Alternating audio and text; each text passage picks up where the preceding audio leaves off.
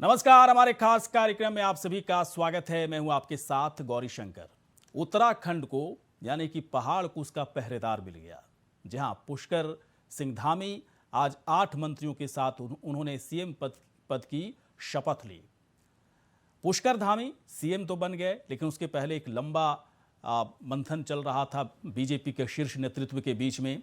आखिरकार उन पर मुहर लगी, लेकिन अब है चुनौतियों की बारी। ढेर सारे वादे किए गए हैं, तो उन वादों को साथ ही साथ जो चुनौतियां आएंगी और मजबूत विपक्ष के तौर पर कांग्रेस की तरफ से जो आमना सामना होगा, उससे पुष्कर धामी कैसे निपट पाएंगे। साथ ही साथ विकास की धारा भी बहानी है, उसके लिए भी तमाम तरह के वादे किए गए हैं।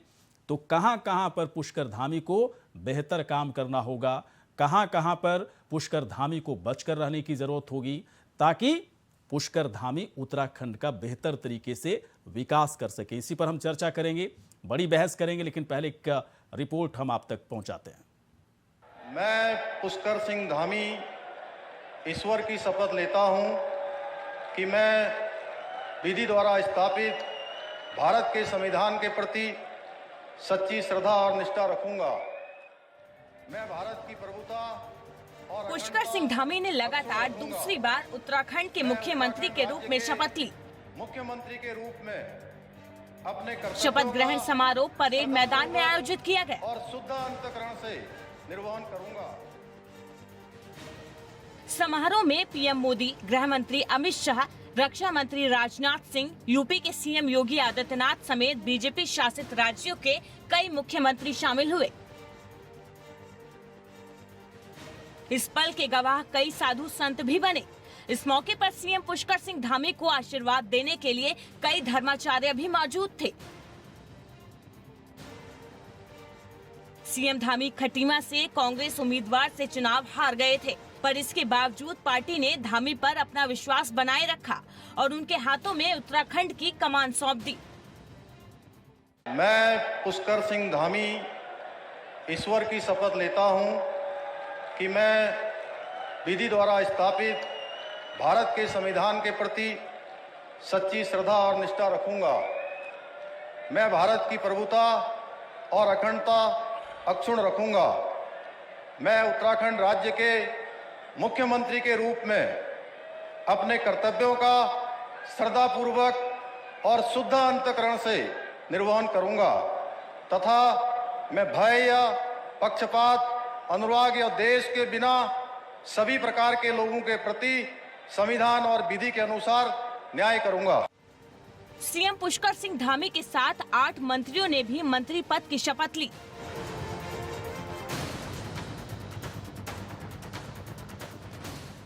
दूसरे कार्यकाल में प्रेमचंद अग्रवाल, जो पहले स्पीकर थे, उन्हें मंत्री बनाया गया है। इसके साथ विजय बहुगुणा के बेटे सौरभ बहुगुणा को भी मंत्री बनाया गया है। इसके साथ ही सतपाल महाराज, गणेश जोशी, डॉक्टर धन सिंह रावत, सुबोध उनियाल, रेखा आर्या और चंदन रामदास को भी मंत्री पद की शपथ दिलाई गई। पूर्व स्पीकर प्रेमचंद अग्रवाल ने संस्कृत भाषा में शपथ ली। अहम प्रेमचंद अग्रवाल ईश्वर से नामना शपयेद अहम विधिना स्थापस्य भारतस्य संविधानं प्रति सत्यां श्रद्धां निष्ठां च धारयिष्ये तथा भारतस्य प्रभुतां अखंडतां च अक्षुण्णां रक्षिष्यामि। शपथ लेने के साथ पुष्कर सिंह धामी राज्य के 12वें सीएम बन गए। सरकार गठन के बाद पुष्कर सिंह धामी के सामने सबसे पहली और बड़ी चुनौती 6 महीने के अंदर विधानसभा का सदस्य बनने की होगी। इसके साथ ही उनके सामने जनता की उम्मीदों पर खरा उतरने की भी चुनौती होगी। बता दें, उनके सामने बेरोजगारी और राज्य की खस्ताहाल स्वास्थ्य व्यवस्था और शिक्षा व्यवस्था को दुरुस्त करने की बड़ी चुनौती होगी। Bureau report, India voice.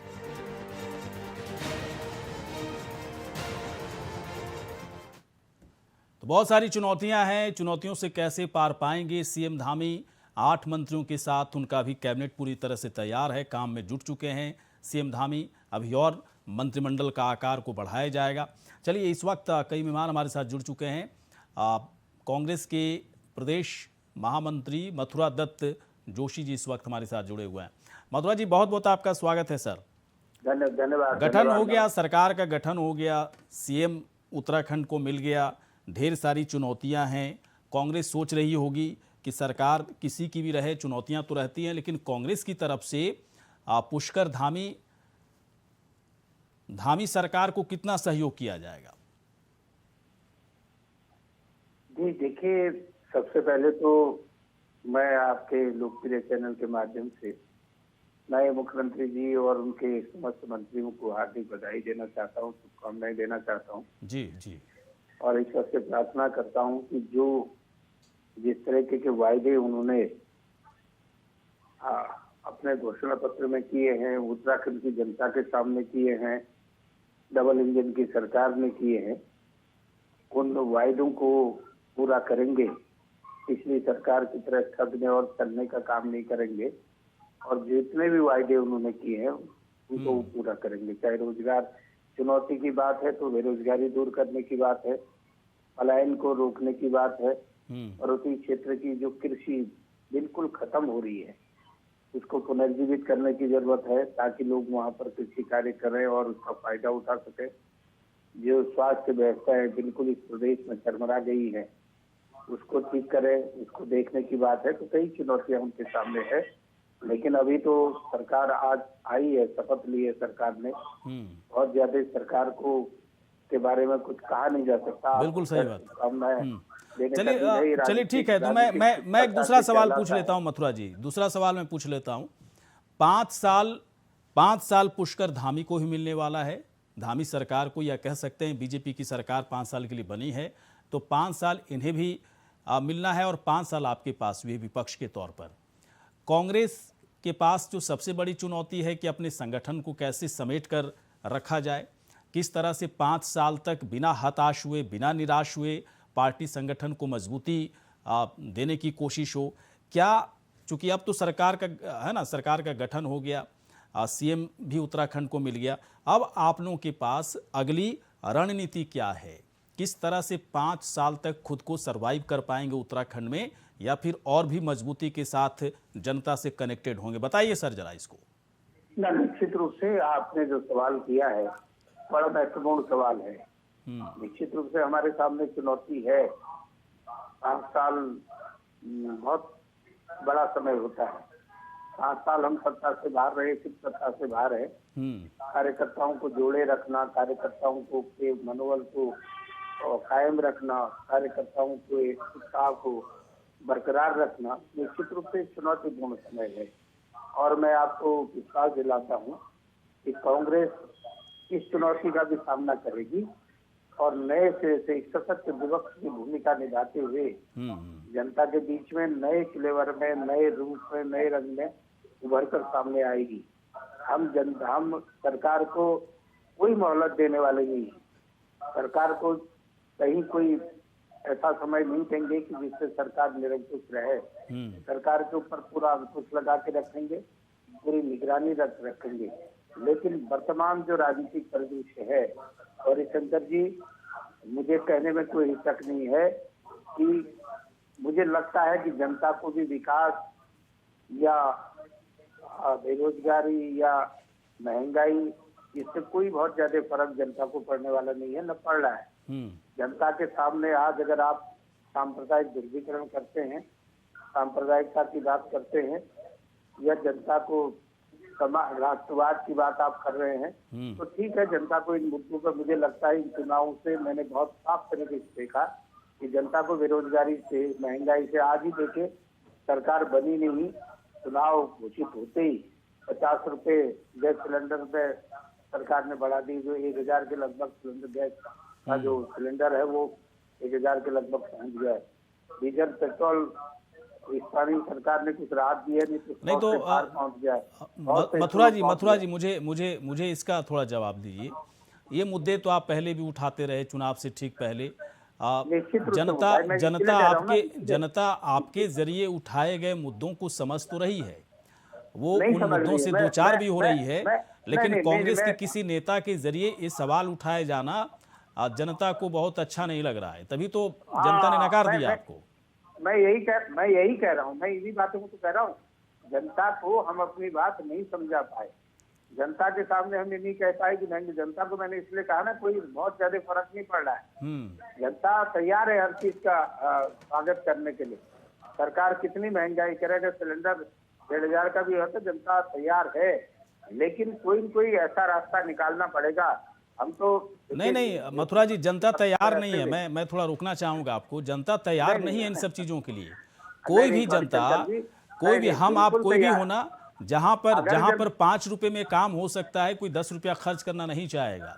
लेकिन भरोसे की बात होती है, ट्रस्ट की बात होती है कि हम 10 रुपया अगर खर्च भी कर दें, लेकिन सरकार मुझे अगर बेहतर मिले तो हो सकता है आने वाले समय में 10 का 5 मुझे खर्च करना पड़े।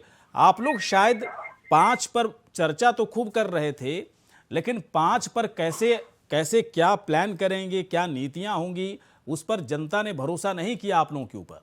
मुझे लगता है यहां पर सबसे ज्यादा वर्कआउट करने की जरूरत पड़ेगी आप लोगों को। निश्चित रूप से आप बिल्कुल सही कह रहे हैं, हमको ज्यादा वर्कआउट करने की आवश्यकता पड़ेगी और जनता का विश्वास जीतना पड़ेगा। मैंने कहा ना, इन मुद्दों पर हमने जो बातें की थी वो जनता उसको, या तो हमारी कमी रही कि हम समझा नहीं पाए, या जनता हम पर विश्वास नहीं कर पाई। चलिए, कुछ भी हो मथुरा जी, देखिए अब तो सरकार का गठन हो गया, पुष्कर सिंह धामी वहाँ के सीएम हो गए। मुझे लगता है कि एक लोकतांत्रिक व्यवस्था में विपक्ष की भूमिका बहुत ही मजबूत होती है और बहुत ही सार्थक होनी चाहिए। उम्मीद उत्तराखंड की जनता आपसे यही करेगी कि आप सरकार के हर कामों को लेकर जो बेहतरी के लिए काम किया जाए उत्तराखंड के लिए, तो सरकार के साथ आपको चलने की जरूरत होगी। कई मेहमान और जुड़ चुके हैं इस वक्त। अभिमन्यु कुमार इस वक्त हमारे साथ जुड़ चुके हैं, बीजेपी के नेता इस वक्त हमारे साथ। अभिमन्यु जी, स्वागत है आपका। अभिमन्यु जी, सुन पा रहे हैं आप?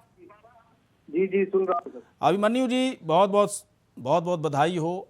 कम से कम काफ़ी समय के बाद तमाम सस्पेंस को ख़त्म करते हुए उत्तराखंड में, वहाँ उत्तराखंड को सीएम मिल गया। पुष्कर सिंह धामी ने आज शपथ ले ली, आज 8 मंत्रियों के साथ। आप बताइए थोड़ा सर कि शुरुआती 1 महीने में क्या काम करेंगे, फिर क्या काम करेंगे, वादों को कैसे पूरा करेंगे, चुनौतियाँ ढेर सारी आएंगी, कैसे क्या रणनीति है आप लोगों के पास? आज मुझे ये सवाल नहीं पूछना चाहिए था, लेकिन फिर भी मुझे पता है कि सरकार बनने से पहले ही सरकार में जो लोग शामिल होते हैं उनके पास एक रणनीति तैयार रहती है कि चलना कैसे है। नहीं, ये वाजिब सवाल है आपका। तो सबसे पहले तो जो उत्तराखंड की जनता ने ये अभी तक का 20 साल का रिकॉर्ड तोड़ा है कि दोबारा से इनकम्बेंट गवर्नमेंट को उन्होंने मौका दिया है और फुल 2/3 मेजोरिटी के साथ मौका दिया है। मोबाइल सर थोड़ा सा दूर रख लें अभिमन्यु जी, मोबाइल दूर रख लें। आपका चेहरा आधा दिख रहा है, और थोड़ा सा दूर कर लें, और थोड़ा सा दूर, हाँ, और थोड़ा सा दूर कर लें मोबाइल को थोड़ा। हाँ ठीक है, हाँ ठीक है, लेकिन अभी भी अच्छा सही नहीं है। कुछ सही ढंग से रखिए मोबाइल को। आप जब दिखोगे नहीं तो पता कैसे चलेगा कौन बोल रहा है। चलिए बोलिए सर, बोलिए। अभी मैं इसको थोड़ा और ऊंचा कर लेता हूँ। हाँ ठीक है, अब सही है, बोलिए अब। अब ठीक हुआ?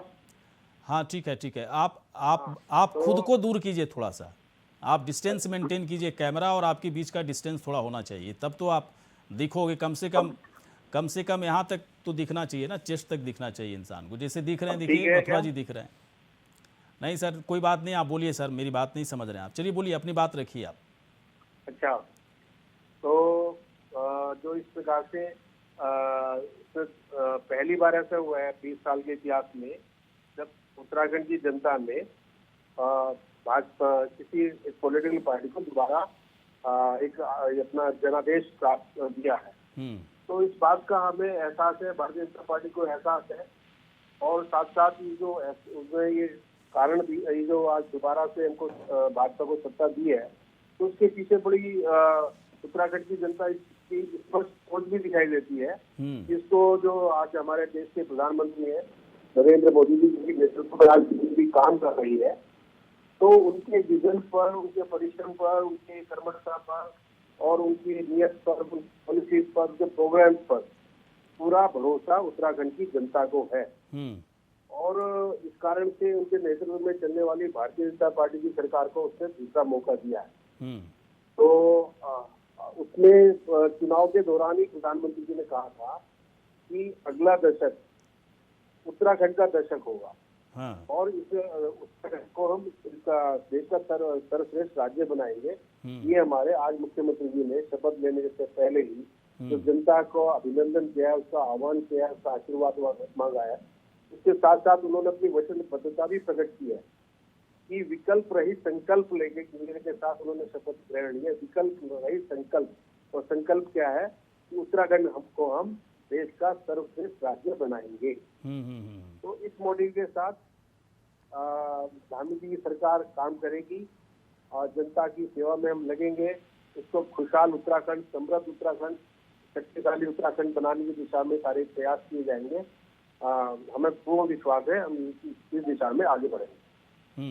हाँ, लेकिन एक बात बताइए, ठीक है ये तो बड़ा सरल तरीके से आपने इसका जवाब दे दिया, लेकिन क्या आसान है? क्योंकि शुरुआत में इस तरह की खबरें आई थी कि कई लोग सीएम की रेस में हैं, कई लोगों को समझाने की कोशिश की गई, मान भी गए, तभी तो पुष्कर सिंह धामी पर मुहर लगी। क्या आने वाले समय में जिन लोगों को सही जगह नहीं मिलेगी मंत्रिमंडल में, क्या उनकी तरफ से पार्टी लेवल पर कुछ दिक्कतें बढ़ सकती हैं? और वो दिक्कत ऐसी हो सकती है कि सरकार को चलाने में दिक्कत हो सकती है पुष्कर धामी को, ऐसा है क्या? देखिए, ऐसा है, भारतीय जनता पार्टी की जो जनप्रतिनिधि चुने गए हैं वो सब एक तरह से सामाजिक कार्यकर्ता भी है, राजनीतिक कार्यकर्ता भी है और काफी दिनों से राजनीतिक क्षेत्र में काम कर रहे हैं। पिछले 5 साल से हमारी सरकार चल रही है, तो संविधान की जो मर्यादाएं हैं, संविधान के कायदे कानून है, उनका भी ज्ञान है। सबको पता है कि भाई जो एक सुप्रीम कोर्ट के ऑर्डर के अनुसार आजकल 15% से ज्यादा आप मंत्रिमंडल नहीं रख सकते। तो 70 की विधानसभा में इसमें मैक्सिमम 12 मंत्री बन सकते हैं। तो अब 47 विधायक जनता ने हमको दिए हैं। अब 47 से 47 विधायकों को तो मंत्री पद दिया नहीं जा सकता। सही बात है। तो मंत्री तो उसी हिसाब से बनाए जाएंगे, संवैधानिक मर्यादा के हिसाब से बनाए जाएंगे। लेकिन क्या मैं जानना चाहता हूँ कि जो जनता जनप्रतिनिधि चुनती है, क्या वो सरकार का अंग नहीं होता है? क्या केवल मंत्री को ही सरकार का अंग माना जाए? सही बात वो एग्जीक्यूशन मंत्री करते हैं, लेकिन सरकार तो सारे विधायक भी लाकर चलाते हैं। तो मतलब अभिमन्यु जी इस मसले पर, इस मुद्दे पर किसी तरह की कोई दिक्कत तो नहीं है पार्टी के अंदर ना? नहीं, देखिए, ये अब कोई कल्पना करे, कोई अपनी अटकलें लगाए, वो कर सकते हैं, लेकिन ऐसे कोई दिक्कत नहीं है। अच्छा ठीक है, तो एक सवाल का जवाब और दे दीजिए। मैं जानना चाह रहा था कि ठीक है, जो भी कुछ कह रहे हैं वैसा ही होना भी चाहिए, क्योंकि जो लक्ष्य है वो उत्तराखंड का विकास कैसे, उत्तराखंड को उत्तम और समृद्ध प्रदेश कैसे बनाया जाए, इस पर फोकस होना चाहिए। जैसा कि पुष्कर धामी भी इस बात का संकल्प लेते नजर आए, चुनाव से प्रचार के दरमियान भी बाकायदा कई बार इस तरह के संकल्प देखे गए आप लोगों की तरफ से। मुझे बस एक चीज़ जानना है कि उत्तराखंड की जनता, तमाम मुद्दे उठाए गए कांग्रेस की तरफ से, महंगाई, बेरोजगारी, डीजल, पेट्रोल, पलायन के मुद्दे उठाए गए, क्या इन मुद्दों को दरकिनार करके आपको वोटिंग जनता की तरफ से हुई, या फिर इन मुद्दों पर आप लोगों की तरफ से बड़ा भरोसा दिया गया है और उस भरोसे और उस वादे को पूरा करने के लिए सबसे पहले आप लोग काम करेंगे? क्योंकि देखिए, मुद्दे हैं, ये रहेंगे, और विपक्ष के पास सबसे बड़े मुद्दे हैं आप लोगों को घेरने के लिए, अभी भी यही मुद्दे हैं। ये देखिए, पूरा चुनाव जो है, हमारी जो उत्तराखंड में प्रमुख विपक्षी दल है कांग्रेस पार्टी, जो नेशनल पार्टी है, उसने इन्हीं मुद्दों को जनता के सामने रखकर चुनाव लड़ा है जी। तो ये जो जनादेश आया है, इन सारे मुद्दों पर विचार करने के बाद ही जनता ने भारतीय जनता पार्टी पर ही भरोसा किया है। ये समस्याएं, हम ये नहीं कहते कि महंगाई नहीं है या बेरोजगारी नहीं है या सब कुछ ठीक चल रहा है, ऐसा हमने कभी नहीं कहा। लेकिन जनता ने ये दर्शाया है कि अगर इन समस्याओं से निजात पाया जा सकता है तो भारतीय जनता पार्टी की सरकार ही पा सकती है। प्रधानमंत्री नरेंद्र मोदी के नेतृत्व में जो सरकार चल रही है, तो वो सब इन समस्याओं से उसको निजात दिलाएगी। ये इसीलिए भारतीय जनता पार्टी ने हमको जनादेश दिया है। क्यों? चलिए ठीक है अभिमन्यु जी, मैं जितनी बार भी सवाल पूछा, मुझे एक बात मैंने नोटिस किया, हर बात में आप लोग पीएम नरेंद्र मोदी का नाम जरूर लेते नजर आए। मैं सवाल लेकर जाऊंगा मथुरा जी के पास। मथुरा जी, क्या आप लोग को डाउट है, किसी तरह की कोई शंका है कि दरअसल जो सरकार उत्तराखंड में बीजेपी की बनी है वो पूरी तरह से सेल्फ मेड नहीं है, बल्कि इसे एक सहारे की ज़रूरत है, जिसकी अभिमन्यु जी बार बार पीएम नरेंद्र मोदी की बात कर रहे हैं, पीएम नरेंद्र मोदी के सपनों को साकार किया जाएगा। तो क्या अपना कुछ नहीं होगा क्या? और अपना अगर कुछ नहीं होगा तो कांग्रेस किस तरह से सरकार के ऊपर प्रेशर डालेगी उत्तराखंड के तमाम मुद्दों को हल करने के लिए? देखिए, सरकार के पास अपना तो कोई एजेंडा ही नहीं है। आपने पहली वाली सरकार भी देखी, 5 साल हुई, वो नरेंद्र मोदी के नाम पर ही खा गई। अभी भी ये पूरा ही नरेंद्र मोदी का नाम लेते हैं, अपना हमारा क्या एजेंडा है ये नहीं कहते। और इन्होंने अभी कहा कि जो योजनाएं यहाँ चल रही है, मैं मुख्यमंत्री सुन रहा, लेकिन बताया नहीं कि कौन सी योजनाएं चल रही है या हम कौन सा काम करेंगे। ये नहीं कहा कि बेरोजगारी को दूर करने के लिए हम क्या काम करेंगे, स्वास्थ्य सेवाओं में सुधार करने के लिए हम क्या काम करेंगे। मैंने कहा ना कि गौरीशंकर जी, इस समय भारतीय जनता पार्टी की हर बात को जनता बहुत गौर से सुन रही है। और भारतीय जनता पार्टी में कुछ कहने मुझे तो बुरे जी, भारतीय जनता पार्टी पूरा भरोसा कर रही है। अगर हमने कहा कि हम 1000 का सिलेंडर देने के बजाय हम 500 से नीचे आपको सिलेंडर देंगे और हम इसको सब्सिडी के रूप में देंगे, हम इसको पूरा करेंगे। हमने कहा कि हम 40,000 रुपए साल का देंगे 5 लाख परिवारों को, और 4 लाख परिवारों को हम रोजगार देंगे, चाहे हम प्रत्यक्ष दें अप्रत्यक्ष दें, जो व्यवसाय करेंगे। लेकिन जनता ने हमारी बात में कतई भरोसा नहीं किया। जो सरकार लोक सेवा आयोग के नौकरी, चलिए ठीक है, ये आपके लिए बड़ी चुनौती है मथुरा जी, ये आपके लिए बड़ी चुनौती है कि बार बार आप लोग महंगाई, बेरोजगारी, तमाम मुद्दे उठाते रहे, पलायन का जनता ने लेकिन भरोसा क्यों नहीं किया। ये हैरानी की बात आप लोगों के लिए हो सकती है। लेकिन मैं एक बात जरूर जानना चाहता हूँ कांग्रेस पार्टी के लिए कि क्या इस वक्त कांग्रेस के बड़े नेता, वरिष्ठ नेता, बड़े नेता जिनके ऊपर पूरी तरह से दारोमदार है, बड़ी जिम्मेदारी है कांग्रेस पार्टी को फिर से एक तरह से यू टर्न पूरी तरह से जिंदा करने का, ये तमाम जो बड़े नेता हैं क्या उत्तराखंड में रहेंगे 5 साल तक, या फिर दिल्ली में बैठेंगे, दिल्ली में जाकर दरबारी करेंगे? क्या आप लोग का प्लान है? क्योंकि एक बात मैं बोलना चाह रहा हूँ, जैसे अभी एक खबर मैं देख रहा था कि अखिलेश यादव ने इस्तीफा दे दिया लोकसभा से, और ऐसा लग रहा है उनका फ्यूचर प्लान कि पूरी तरह से अब उत्तर प्रदेश में वो जमेंगे, 5 साल तक बहुत ही मजबूत विपक्ष के तौर पर वहाँ पर काम करेंगे। अभी से कुछ उनके इरादे बहुत ही क्लियर कट साफ दिख रहे हैं। क्या आप लोगों के ऐसे हैं, या फिर हार गए तो 5 साल नहीं, अब 1 साल ठीक पहले आएंगे, बड़े बड़े नेता यहाँ पर विजिट करेंगे, या अभी से आप लोग ने कमर कस लिया कि 5 साल तक हमें काम करना है, बड़े नेताओं का साथ रहेगा? इसमें बताइए जल्दी सर, 1 मिनट में। निश्चित रूप से बड़े नेताओं का साथ रहेगा। आपने देखा कि विगत 5 वर्ष से हम दिल्ली नहीं बैठे, हम उत्तराखंड में ही रहे। नहीं, उत्तराखंड कांग्रेस या बीजेपी की बात करें, वहाँ के नेताओं की खासियत तो खैर है, मैं मानता हूँ इस बात को जी। बिल्कुल रहेंगे और 100% रहेंगे। और आपने जो सुझाव दिया है उसका बिल्कुल सम्मान करेंगे और आपके भावनाओं के अनुसार काम करेंगे। घर बैठ के कोई काम होने वाला नहीं है। आप देखिएगा कि हम अगले महीने से, आप ये महीना सरकार के कामकाज को देख लेते हैं, अभी सदन चल रहा है, उसके बाद आप देख लीजिएगा कि हमारा अगला बड़ा जबरदस्त। चलिए बिल्कुल सर, देखिए मैं क्या, हर पत्रकार और हर जनता यही चाहती है, पत्रकार भी यही चाहते हैं कि विपक्ष, अगर सत्ता में किसी की भी सरकार हो, लेकिन विपक्ष की भूमिका बहुत अच्छी होनी चाहिए, मजबूत होनी चाहिए। डीके पाल जी इस वक्त हमारे साथ जुड़ चुके हैं, आम आदमी पार्टी के प्रदेश महासचिव। बहुत लेट जुड़े हैं सर, लेकिन एक सवाल जरूर पूछना चाहूँगा। अब आप लोग का क्या प्लान है? आपके बड़े नेता खूब विजिट कर रहे थे, ऐसा लग रहा था कि उत्तराखंड में भी अब रहने और बसने का उनका इरादा है। तो 4 साल गायब रहेंगे, या 4 साल तक बड़े नेताओं के साथ आप लोग कदम से कदम मिलाकर काम करेंगे, ताकि खुद को स्थापित तो कर सकें जब 5 साल के बाद वहाँ पर चुनाव हो तो? जी देखिए सर, मैं बहुत स्पष्ट कर दूं, अभी हमारे मधुर प्रसाद आदरणीय कुछ बोल रहे थे कि हमारी कांग्रेस पार्टी को किसी ने पसंद नहीं किया। मैं बहुत स्पष्ट रूप से निवेदन के साथ में बात को कहना चाह रहा हूँ कि संध्या का नाम कांग्रेस है, यानी डूबते हुए सूरज की ओर उत्तराखंड के अंदर कांग्रेस जा रही है। वो अलग बात है कि 11 से 19 उनकी सीटें हुई हैं, लेकिन जनता ने उनको भी नकार दिया है।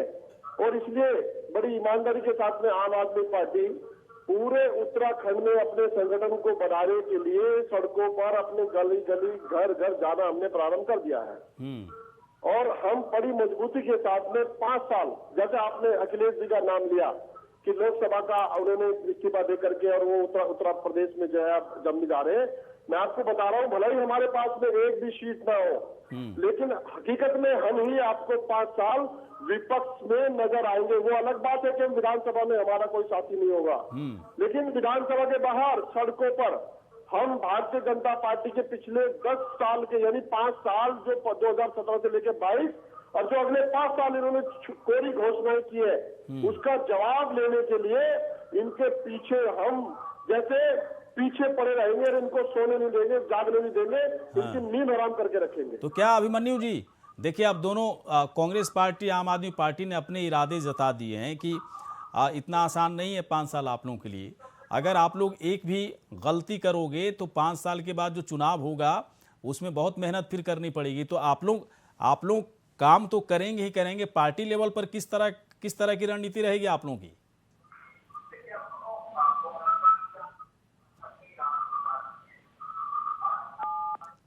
आवाज नहीं जा रही है। चलिए, इसी के साथ समय भी थोड़ा खत्म हो गया। चलिए, आप तीनों मेहमान यहाँ पर आए, वक्त निकाला आप तीनों ने, बहुत बहुत शुक्रिया, धन्यवाद। खास कार्यक्रम इतना ही, नमस्कार।